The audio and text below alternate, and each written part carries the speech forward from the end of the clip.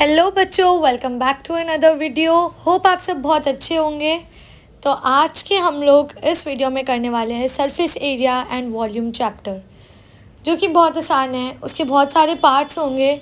अभी पहले पार्ट में हम लोग पढ़ेंगे 2D और 3D शेप्स में क्या डिफरेंसेस है एंड फॉर्मूलाज क्या है इस पूरे चैप्टर के। तो चलिए शुरू करते हैं। अब 2D शेप में मैं सबसे पहले रेक्टेंगल बना रही हूँ। This is rectangle. और 3D शेप में मैं क्या बनाने वाली हूँ? अंडर 3D शेप मैं रेक्टेंगल का ही एडवांस वर्जन बनाने वाली हूँ, विच इज़ क्यूबॉइड।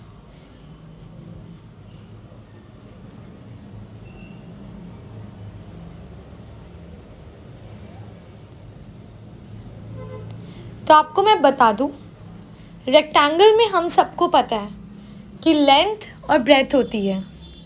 जैसे अब मैं यहाँ पे this is length and this is breath.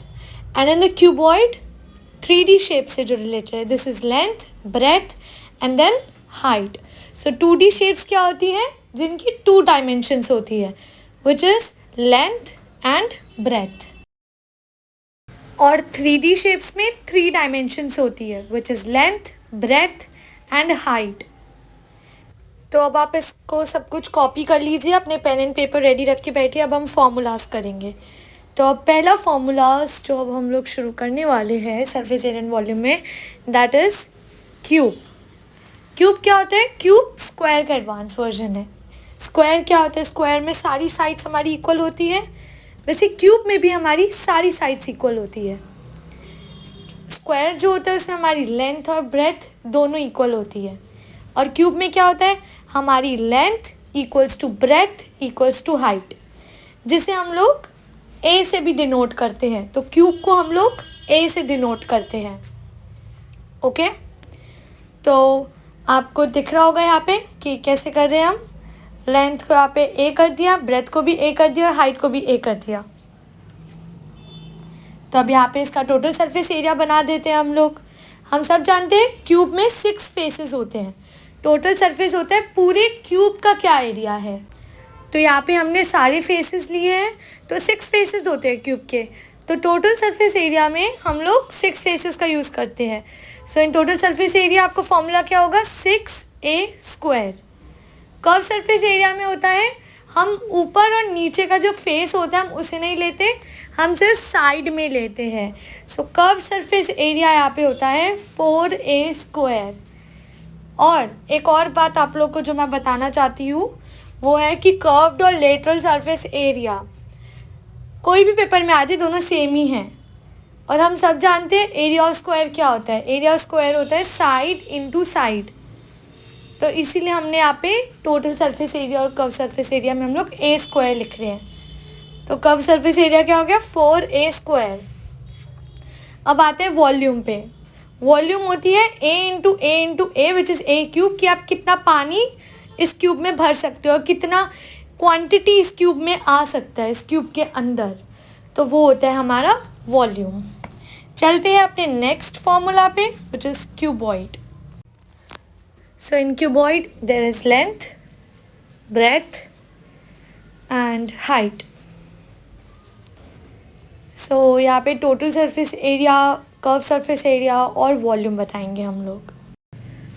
Here cuboid is a 3D shape। तो इसका 2D शेप होता है रेक्टेंगल। तो पेरीमीटर ऑफ रेक्टेंगल क्या होता है? इसका मैंने P से डिनोट कर दिया है, आप समझ जाइएगा।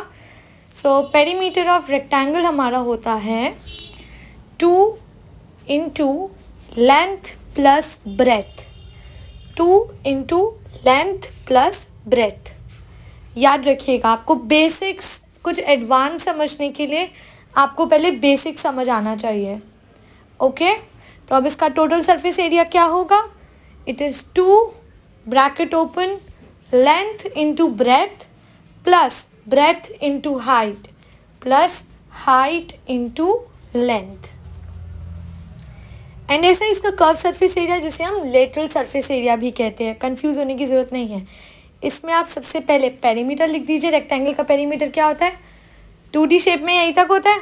क्यूबॉइड में बस हाइट और ऐड हो जाती है, कुछ नहीं करना, बस हाइट को मल्टीप्लाई कर देना आपने और आपका फॉर्मूला बन गया. So this is your curve surface area of cuboid. Okay, अब हम बात करते हैं वॉल्यूम की. वॉल्यूम क्या होता है कि आप कितना क्वांटिटी है इस क्यूबॉइड में डाल सकते हो. सो वॉल्यूम कितनी होगी, length into breadth into height. I hope आपको क्यूब और क्यूबॉइड दोनों के फॉर्मूलाज क्लियर हुए होंगे. तो अब हम चलते हैं अपने कोन की तरफ. सो अब फॉर्मूला हम लोग बात करेंगे कोन के बारे में. सो कोन का ये 3D शेप है जिसमें आपको दिख रहा है हाइट क्या है, आर, एंड जो अब मैं ड्रॉ कर रही हूँ एल लिखा हुआ है. This is known as your slant height, जो आपको कोन में अक्सर निकालनी होती है. तो इसको भी निकालने का एक बहुत प्यारा सा फॉर्मूला है. आप सब लोगों ने अपने 10 से पहले ही पाइथागोरस थ्योरम के बारे में पढ़ा होगा. सो यहाँ पे भी आपको वही करना है, बहुत सिंपल सा फॉर्मूला यूज़ करना है which is Pythagoras theorem.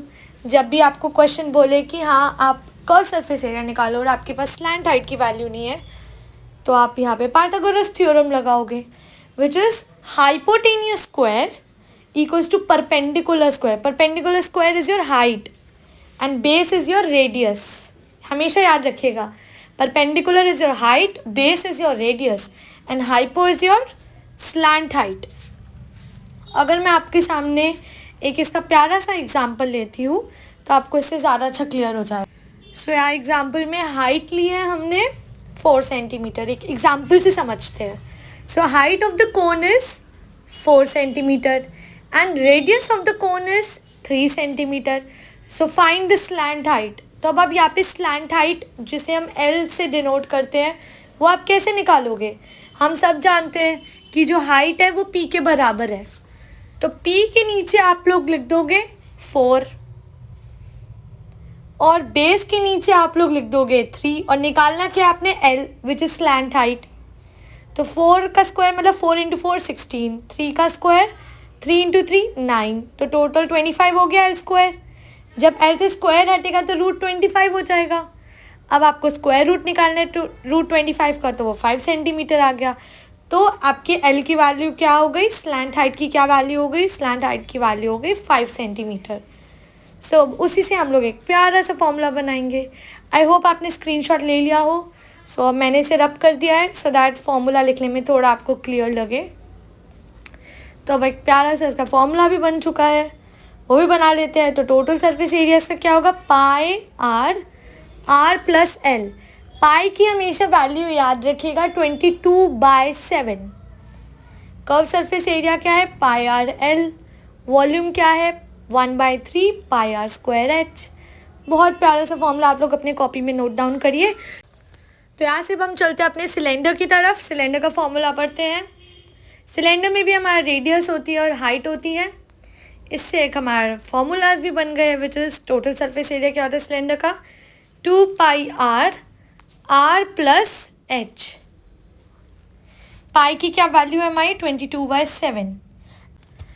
Hair curve surface area is 2 pi r h and volume is pi r square H.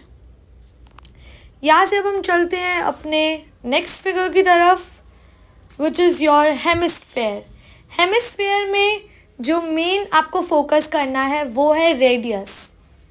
आपको दिख रहा है हेमिस्फेयर क्या है, पूरा स्फेयर होता है, उसका जो हाफ होता है ना वो हेमिस्फेयर होता है. सो यहाँ पे हेमिस्फेयर का हमें सिर्फ रेडियस चाहिए और बाकी सब हमारे पास है. तो अगर यहाँ पे अगर आपको टोटल सरफेस एरिया निकालने की बात आती है तो this is your 3 pi r square. Curve surface area is your 2 pi r square and volume is your 2/3 pi r cube. Pi की वैल्यू हम सबको पता है 22/7. इररिस्पेक्टिव ऑफ अगर वो आपको पेपर में देते हैं तब आप वो पाई की वैल्यू लगाएंगे. अगर नहीं दिया हुआ फिर आप लोग पाई की वैल्यू 22/7 ही लगाएंगे. अब चलते हैं स्फेयर की तरफ. स्फेयर में भी आपको सिर्फ रेडियस से मतलब है. कभी कभार पेपर में डायमीटर दे देते हैं तो हमें पता है डायमीटर से रेडियस कैसे निकालते हैं. डायमीटर से अगर आपको रेडियस निकालना है so radius equals to diameter upon 2. तो यहाँ पे टोटल सरफेस एरिया है हमारा 4 pi r square. Curve surface area भी 4 पाई आर स्क्वायर ही है, दोनों का सेम है तो बहुत आसान है ये. एंड वॉल्यूम इज जो 4/3 पाई आर क्यूब. तो यहीं से हमारा सारा मैटर कंप्लीट होता है.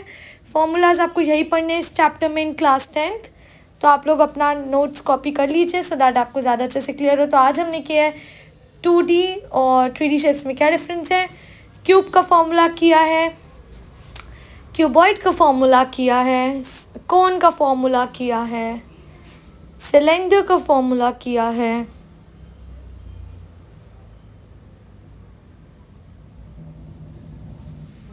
हेमिस्फेयर, स्फेयर, ये सारे फॉर्मूलाज ही आपने मेन पढ़ने हैं। और थोड़ा बेसिक आपको क्लियर होना चाहिए कि पेरीमीटर ऑफ रेक्टेंगल क्या होता है, पेरीमीटर ऑफ स्क्वायर क्या होता है। सो आज हमने किए डिस्कस सारे formulas of surface area in volume chapter class 10th। तो अब मिलते हैं नेक्स्ट वीडियो में जिसके अंदर हम लोग बहुत सारे क्वेश्चन सॉल्व करेंगे। तब तक के लिए गुड बाय।